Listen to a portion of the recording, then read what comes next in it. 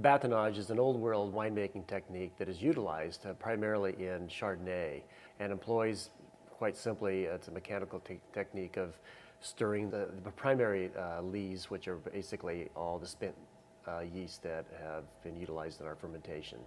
By employing this technique of batonnage, you'll really add to the texture of the wine, which is wonderful to the balance, but also if you overdo it, it really continues to reduce the aroma of the fruit of the wine, which you don't want to do. So it really is a balancing technique. You employ it only to the extent you get to the degree of balance that you want without overdoing it, and then you've got a negative effect. What we're trying to achieve with our Chardonnay is really promote this wonderful green apple characteristic of the fruit, which I just love, coming from the Russian River. We want to promote that. We want to really optimize that. We don't want to do anything to mitigate that characteristic.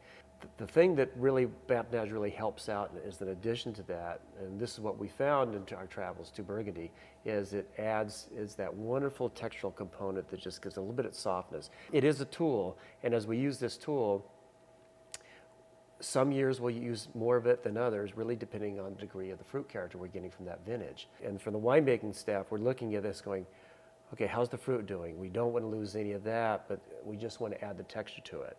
And so this is all of a sudden, when we get to that point, that's it. We stop, there's no more, we rack off the lees, and then we move on to the next step. What I love about Batonnage is it's like being at a piano recital. So there's this cadence, this almost a metronome response.